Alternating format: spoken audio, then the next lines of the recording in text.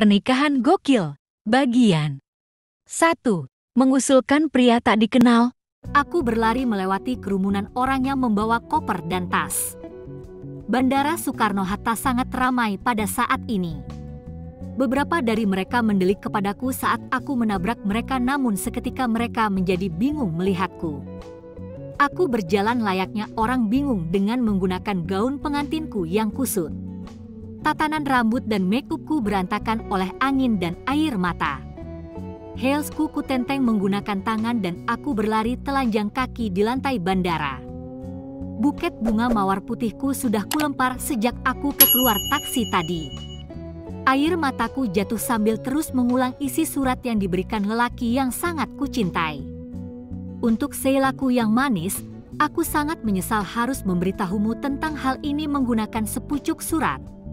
Maafkan aku tak punya keberanian untuk menatapmu dan mengatakannya langsung. Maafkan aku tak bisa lagi di sisimu sebagai Doni yang setia kepadamu. Maafkan aku, karena aku menghamili gadis lain dan tak memberitahukannya padamu. Maafkan aku, karena baru memberitahumu di hari pernikahan kita. Aku pergi bersama gadis itu ke negeri asing. Jangan cari aku. Hiduplah bahagia dengan lelaki yang pantas untukmu. Doni. Aku berhenti dan menatap sekelilingku. Tak ada. Doni sudah benar-benar pergi dengan gadis lain dan meninggalkanku. Dia meninggalkanku tepat di hari pernikahan kami. Huaa. Aku menangis terisak di kursi bandara yang panjang. Orang-orang yang ada di dekatku mundur perlahan sambil membawa barang-barangnya. Aku sudah bersamanya selama 4 tahun. Kami saling mencintai sampai akhirnya memutuskan untuk menikah. Doni adalah lelaki terbaik yang pernah kutemui hingga aku memilih untuk menghabiskan sisa hidupku dengannya. Dia sabar, baik, ramah dan selalu perhatian denganku. Aku selalu berusaha untuk menjadi gadis yang sempurna untuknya. Aku mengikuti kursus memasak untuknya. Aku selalu menjaga penampilanku agar terlihat cantik di depannya. Untuk itu semua, dia selalu mengatakan kalau dia mencintaiku. Lalu, apa? Apa salahku sampai dia meninggalkanku dengan cara seperti ini? Doni. Aku sesegukan sambil meremas surat yang diberikan Doni. Suaraku sudah mirip sapi beranak dengan serak yang sangat parah. Beberapa anak-anak yang melihatku tampak ketakutan. Aku tak peduli, aku gadis yang ditinggal kekasihnya pergi dengan gadis lain di hari pernikahannya hanya dengan sepucuk surat perpisahan. Apalagi hal yang jauh lebih buruk yang dapat terjadi? Waa.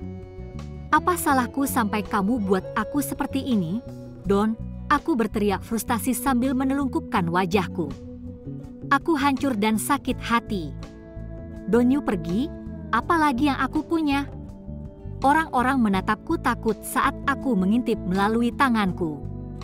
Mereka tampak berbisik satu sama lain.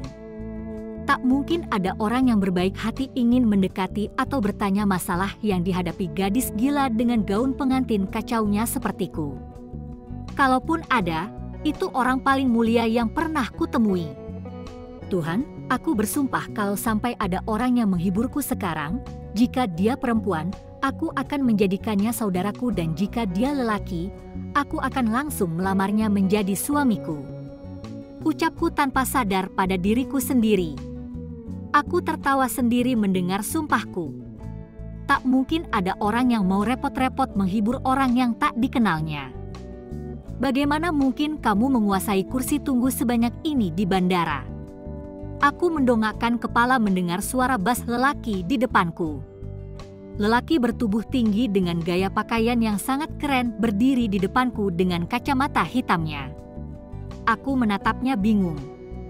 Aku memang duduk sendirian di kursi panjang itu karena semua orang lari saat melihatku yang menangis histeris. Boleh aku duduk di situ? Tanyanya sambil menunjuk kursi di sebelahku. Aku mengangguk masih dalam keadaan bingung.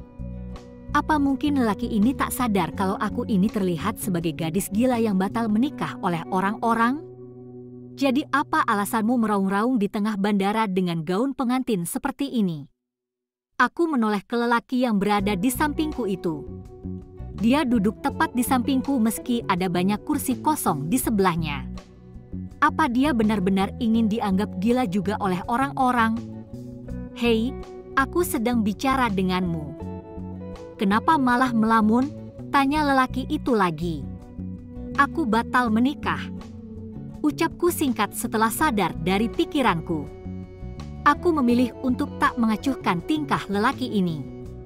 Kepalaku sudah mau pecah dengan masalahku sekarang. Biaya pernikahanku yang ludes, makanan dan minuman pesta yang terbuang, dekorasi acara yang tak digunakan, dan malu yang harus keluargaku dan aku tanggung mulai sekarang. Sheila Jovanka, gadis berumur 24 tahun, ditinggal kekasihnya pergi karena menghamili wanita lain di hari pernikahannya. Ceh, aku tamat. Terus? Aku mendelik mendengar ucapan lelaki itu. Terus? Apa dia tak tahu aku sudah tamat? Pantulan wajahku yang berantakan di kacamata lelaki itu cukup menegaskan kalau aku sudah tampak seperti wanita gila. Elinerku sudah berbentuk dan membuatku tampak menangis darah. Sanggulku sudah berantakan layaknya nenek sihir. Aku hancur. Lelaki yang kusayangi pergi dengan wanita lain di hari pernikahanku karena dia menghamili wanita itu dan kamu tahu apa yang paling parah? Tanyaku dengan marah ke lelaki itu. Dia hanya menatapku datar dari balik kacamata hitamnya. Dia hanya meninggalkan sepucuk surat singkat untuk menjelaskan keadaan yang kacau ini.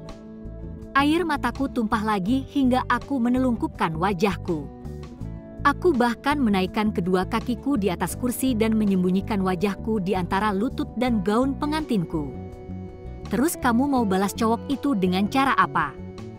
Aku berhenti menangis dan menatap cowok di sampingku itu bingung. Apa katanya tadi? Balas? Lelaki itu tersenyum miring dan melepaskan kacamatanya. Ya Tuhan, sepertinya ada model kesasar di depanku sekarang. Lelaki itu memiliki rahang sempurna yang lebar dan tegas, matanya coklat terang, hidungnya mancung, bibirnya tebal seksi, tulang pipinya tercetak jelas dan alisnya hitam pekat. Dia lelaki yang sangat tampan. Kamu mau mengasihani dirimu dengan menangis dan mempermalukan dirimu seperti ini? Tanyanya sambil mendekatkan wajahnya padaku hingga aku mundur perlahan. Trust me, bisik lelaki itu pelan di telingaku, it will never change the fact that he left you. Aku melotot ke lelaki itu dan mendorongnya mundur. Terus apa yang harus aku lakukan? Teriakku frustasi. Beberapa calon penumpang lain kembali menatap kami bingung dari kejauhan. Hapus air matamu dan sadarlah bahwa menangis tak akan membuat lelaki itu kembali, ucap lelaki di depanku. Daripada menangis, lebih baik kamu mulai mengurus hal-hal berantakan yang ditinggalkan lelaki tak bertanggung jawab itu. Bukannya kamu juga harus bersyukur dia pergi sebelum benar-benar menikahimu saat dia menghamili wanita lain. Aku terdiam mendengar ucapan lelaki itu. Ingatan tentang wajah papa dan mama yang panik saat mendengar calon menantunya menghilang di hari pernikahan putrinya membuatku sadar dengan kebodohanku. Aku bukan yang satu-satunya yang sakit hati di sini. Keluargaku juga sedih dan bingung dengan apa yang terjadi. Lagi pula, benar juga ucapannya soal aku yang harusnya bersyukur Doni meninggalkanku pergi sebelum benar-benar menikahiku. Aku pasti akan gila mengetahui suamiku selingkuh dan memiliki anak dengan wanita lain seandainya aku benar menikahi Doni. Aku menghapus air mataku perlahan dan balas menatap lelaki di depanku, Hanks. Aku benar-benar berterima kasih sekali karena kamu sudah mau menghiburku. Semua yang kamu ucapkan benar. Aku memang belum sepenuhnya bangkit dari kesedihanku, tapi setidaknya aku harus meluruskan hal-hal di rumah nanti. Aku tak mau membuat mama dan papa bingung lebih lama. Lelaki itu tersenyum mendengar ucapanku.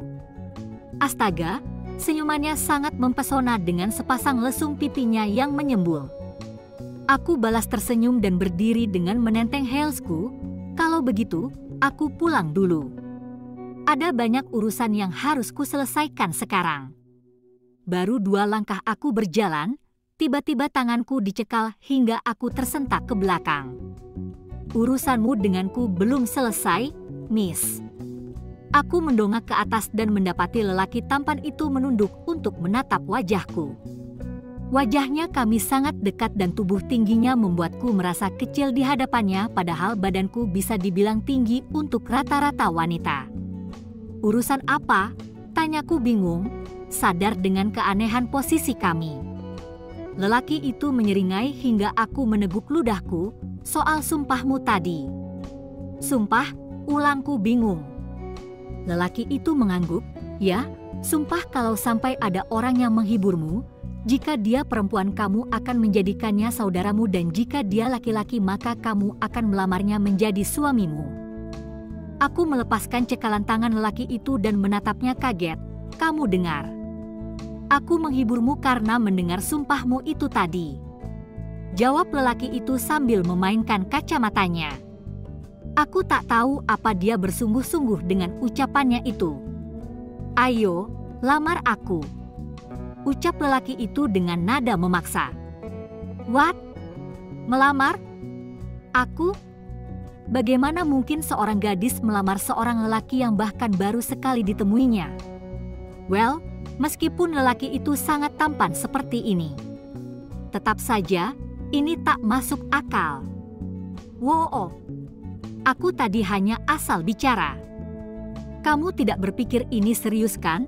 Ucapku sambil tertawa bingung ke lelaki itu. Lagi pula lelaki macam apa yang ingin dilamar oleh gadis gila sepertiku yang bahkan tak diketahui namanya? Apa mungkin dia juga gila? Tunggu dulu, kenapa aku benar-benar mengategorikan diriku sebagai orang gila sekarang? Ah, sudahlah. Lebih baik aku meluruskan pembicaraanku dengan lelaki ini dulu. Sumpah dengan Tuhan itu harus dilakukan. Ucap lelaki itu membuatku mengatup mulutku rapat. Oh tidak, kenapa juga aku harus bersumpah dengan Tuhan tentang hal aneh seperti itu? Aku ingat ucapan mamaku tentang kalau kita membuat sumpah kepada Tuhan, pastikan melakukannya dengan baik jika hal kita inginkan benar terjadi. Lelaki itu sudah menghiburku tadi dan aku bahkan menegaskannya lewat kata-kataku langsung. Aku mendengus dan menatap lelaki itu. Baiklah, aku cuma harus melamarmu dan kamu tidak perlu menerimaku, oke? Anggap saja kita berpura-pura. Lelaki itu hanya tersenyum membalas ucapanku. Entah kenapa aku merasa tak tenang dengan senyum mautnya itu. Maukah kamu menikahiku? Tanyaku dengan wajah merah. Serius, meski ini hanya berpura-pura dan pembicaraan ini hanya antara kami berdua, tetap saja aku merasa sangat malu. Aku mungkin akan membenamkan kepalaku ke pasir kalau saja lantai bandara ini terbuat dari pasir. Lelaki itu membuka mulutnya untuk berbicara tapi aku dengan cepat memotong ucapannya, ini hanya berpura-pura. Jadi langsung tolak saja aku. Aku sadar diri dengan tampangku. Bukannya aku merasa tak percaya diri, tapi wanita mana yang akan percaya diri lamarannya akan diterima oleh lelaki setampan dia? Melihat senyumnya saja sudah cukup membuat lututmu mendadak lumpuh. Siapa bilang aku menolakmu? Seringai lelaki itu lalu berjalan mendekat ke arahku hingga membuatku berjalan mundur perlahan, tapi lelaki itu menahan tanganku. Yes, Idu, my wife. Bisik lelaki di telingaku. Aku terbatuk pelan mendengar ucapan lelaki itu. Oke, lelaki ini memang gila. Oh, ini ternyata muat sekali, ucap lelaki itu sambil mengangkat tangan kiriku. Aku menganga saat menemukan sebuah cincin permata yang entah sejak kapan bertengger di jari manisku. Hah, ini? Kamu cincin? Aku kebabisan kata-kata dan hanya bisa menatap lelaki itu bingung. Yes, we're going to marry. Lelaki itu menjawabku seolah dapat membaca pikiranku. Aku kembali menganga mendengar ucapan lelaki di depanku ini. Tuhan, aku tahu aku punya banyak dosa. Tapi apa ini tak terlalu berlebihan?